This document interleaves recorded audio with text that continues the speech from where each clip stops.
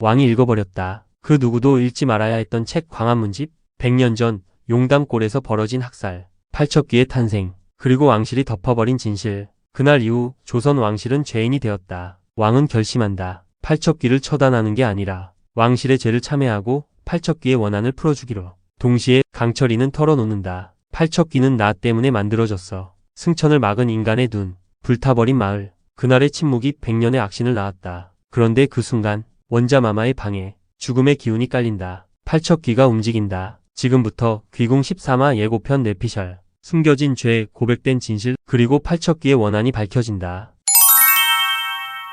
대감, 이 책 속 이야기가 모두 사실입니까? 왕의 물음은 낮게 떨리고 있었다. 임금의 자리에 앉은 자의 음성이라 하기엔 지나치게 흔들리는 울림이었다. 그는 지금 선왕도, 대비도, 내관도 아닌 한 사람의 손자로서 광화문집을 가슴에 안고 있었다. 최원우 대감은 말이 없었다. 그의 눈동자는 먼 과거를 더듬는 듯 멀어졌다. 바람 소리도 없이 장막이 흔들리는 대궐집의 깊은 밤, 한때 권세를 쥐었던 노정객의 얼굴에 깊은 고해의 그림자가 드리운다. 왕은 천천히 책장을 넘긴다. 그 속엔 연종대왕의 비밀, 100년 전 용담골에서 벌어진 학살의 기록, 팔척귀로부터 비롯된 왕실의 저주, 그리고 당시 숨어 있었던 또 다른 존재에 대한 이야기가 실려 있었다. 대감, 그날 연종대왕이 용담골에 간 이유가 저 아이들 때문인가요? 왕은 문장을 끝맺지 못한다. 그의 손이 책장을 짚은 채 멈춘다. 그는 이미 눈치챘다. 팔척귀의 원한은 단순한 한 맺힌 영혼의 것이 아니라 역사를 조작한 왕실이 빚어낸 피의 업보임을. 최원우는 입을 연다. 예, 모두 사실입니다.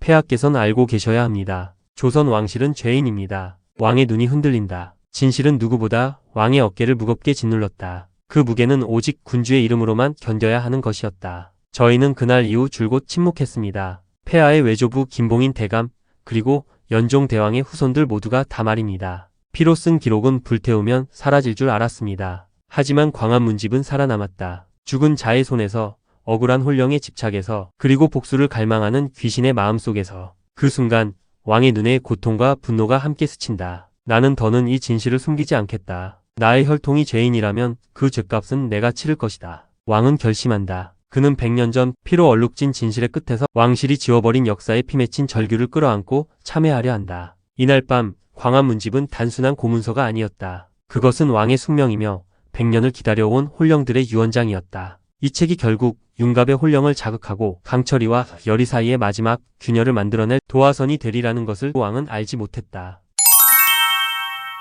그곳은 지옥이었다. 강철이의 말은 짧았지만 그 안에는 100년의 기억이 녹아 있었다. 붉은 하늘, 타오르는 나무, 죽어가는 사람들. 용담골은 더 이상 살아있는 자들의 마을이 아니었다. 그것은 원한의 거처였고 복수심이 피어나는 늪이었다. 열이가 조심스럽게 묻는다. 용담골에서 무슨 일이 있었던 거야? 강철이는 고개를 돌린다. 그의 눈동자는 과거를 직시하려 애쓰는 듯하지만 그 안에는 아직도 미련과 죄책감이 고여있다. 나는 승천을 앞두고 있었어. 바로 그날, 그 시간 나는 용이 될 운명이었지. 그런데 그의 말끝이 떨린다. 그날 하늘로 향하던 내 몸이 지상으로 추락했어. 사람들의 눈에 띄었기 때문이야. 나는 승천하지 못했고 대신 그 놈이 생겨났지. 그놈 즉 팔척귀 말이다. 용담골 사람들의 피로 뒤덮인 땅에서 복수와 원한 속에 쌓인 그림자 속에서 태어난 존재였다. 그날 용담골 사람들은 왕실 군대에 의해 몰살당했어. 아이든 노인이든 가리지 않았지. 단 한 사람의 죄를 묻기 위해 마을 전체를 불태워버렸어.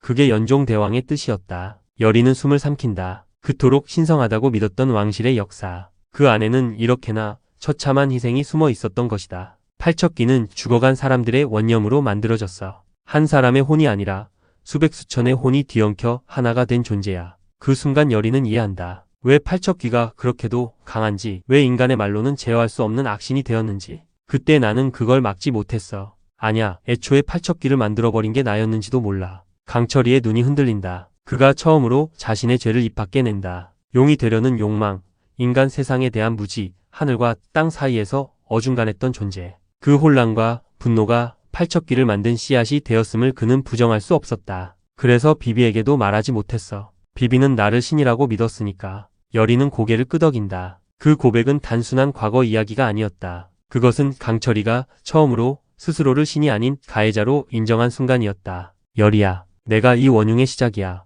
그 한마디에 열이는 더 이상 말을 잇지 못한다. 두 사람 사이의 감도는 침묵은 이제 곧 시작될 최후의 전장을 앞둔 결연함이자 과거의 업보를 끝내겠다는 다짐이 되었다. 그리고 그 순간 멀리서 바람이 불었다. 100년 전 그 지옥 같은 용담골에서 시작된 이야기가 다시 그곳으로 향하고 있었다. 밤이 깊었다. 달빛은 창호를 타고 희미하게 스며들었고 가섭스님은 지필 위에 무언가를 적고 있었다. 그것은 부적이 아니었다. 경전도 주문도 아닌 예언이었다. 그는 고요히 눈을 감고 입술을 달싹였다. 팔척귀가 다시 오고 있다. 혼을 삼키는 그 그림자가 원자의 처소를 향하고 있다. 그의 눈이 번쩍 뜨였다. 팔척귀가 움직이고 있었다. 곧장 자리를 박차고 일어난 가섭스님은 묵직한 지팡이를 집어들었다. 그가 향한 곳은 중궁전 깊은 곳, 원자 광이 잠들어 있는 내실이었다. 왕궁의 그늘 아래 아득한 밤이 깔릴 때 누군가는 잠들고 누군가는 깨어 있었다. 그 시각 왕은 광한 문집을 읽으며 깊은 고뇌에 빠져 있었고 열이와 강철이는 퇴거하여 집으로 돌아가고 있었다. 하지만 그들의 부재는 곧 허점이었다. 팔척귀는 그 허점을 정확히 파고들었다. 그림자처럼 스며든 기운, 무겁고 차갑고 악의에 찬 존재감이 궁 안에 퍼지기 시작했다. 처음에는 궁녀 하나가 코피를 흘리며 쓰러졌고 다음엔 원자의 시종이 이유 없이 목을 부여잡고 쓰러졌다. 그리고 마침내 원자의 방 안에 얼음장 같은 기운이 내려앉았다.